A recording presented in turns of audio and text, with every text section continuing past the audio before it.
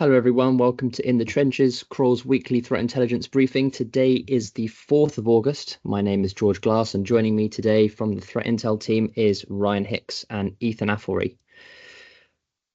Let's see what we're going to be talking about this week. I am going to be covering an attack on Orange Telecoms in France and the KOSKE Cryptominer.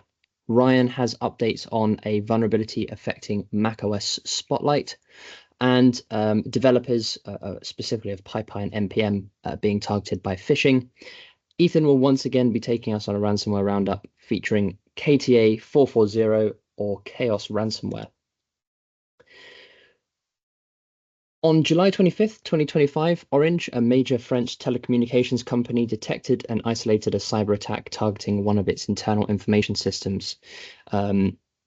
This led to a temporary disruption of services, primarily affecting French business and consumer services.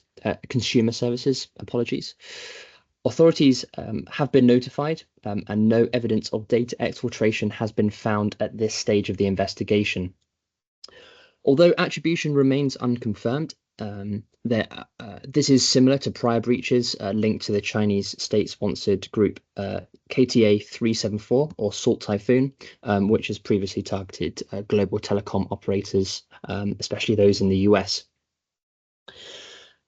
An additional note here, it's important to note that Orange's Romanian division suffered a similar breach earlier this year. And that's obviously indicative of continued attacks on telecommunications services by APT groups. Next up to the KOSKE Cryptominer. This crypto mining malware has been detailed by Aqua Security, and the researchers believe that the malware was likely generated with the help of a large language model due to the verbose commenting and best practice coding style.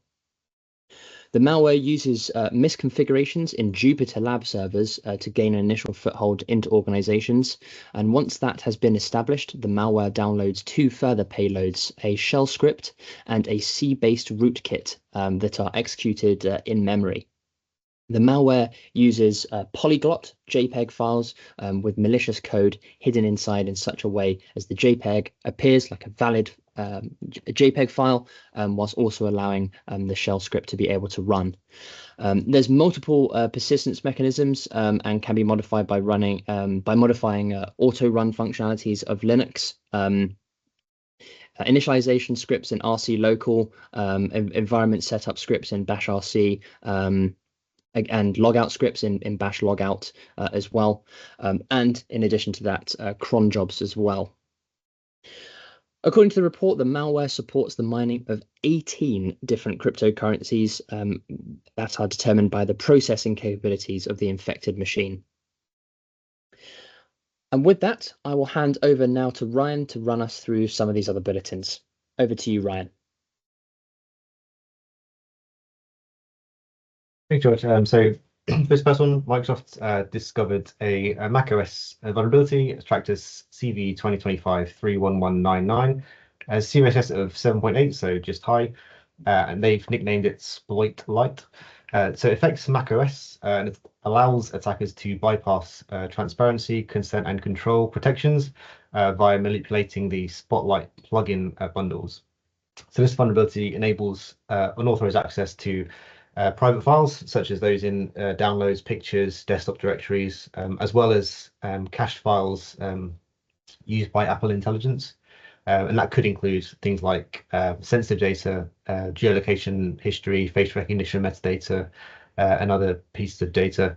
It's not been exploited in the wild as reported, but Microsoft did publish they didn't publish a proof of concept, but their report does provide a very detailed technical analysis of exploitation. So really kind of as close as you could get to publishing a POC without doing so. So certainly one we're tracking for any potential updates. Recommendations, of course, to patch, applying the macOS Sequoia update, which was released in March 31st this year.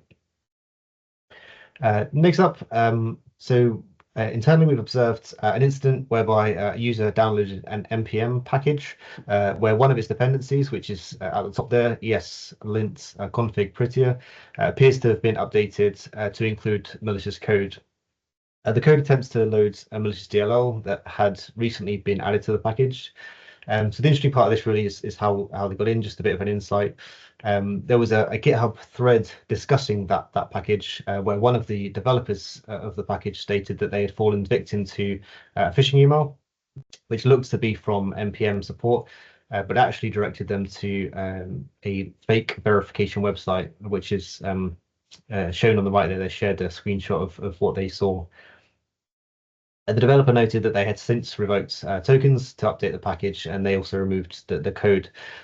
And interestingly, similarly, the Python package index administrators also published a warning on the same week, noting that their users had been targeted by a phishing attack, attempting to trick them into logging into a fake PyPy site, which really mirrored the previously mentioned supply chain attack that we saw. They noted that the email addresses used during phishing mimic closely to the legitimate version. So you see the table, the phishing domains used in both those, and then the legitimate ones very closely kind of resembling each other. It's likely that in both cases, the actors managed to obtain a list of target email addresses from developers that had included their email addresses, sorry, within publicly uploaded package metadata. So that's how they kind of likely got hold of their email addresses and kind of crafted the emails from there. So really recommendations largely for developers being aware of these kind of latest techniques, particularly mimicking the tools and the repositories that are most commonly used. And also ensuring vigilance on any emails that are coming from what claim to be code repositories, and then real sort of close inspection of the email, sorry, the domain and the URLs that they used within those emails before entering any credentials. And that's all for me. Thank you very much, Ryan. And now I will hand over to Ethan for this week's ransomware roundup. Over to you, sir. Thanks, George. Chaos is widely considered a rebranding of the Black Suit ransomware group, whose dark web leak site was recently seized by international law enforcement in Operation Checkmate. Black Suit, active since 2023, was itself a rebrand of Royal Ransomware, with origins potentially tracing back to the Conti gang.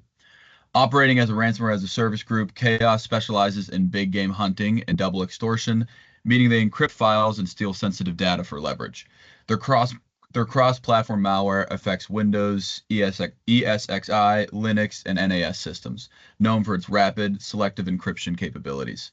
Chaos typically gains initial access through social engineering techniques like phishing and vishing. They then use remote monitoring tools to maintain persistence and exfiltrate victim data.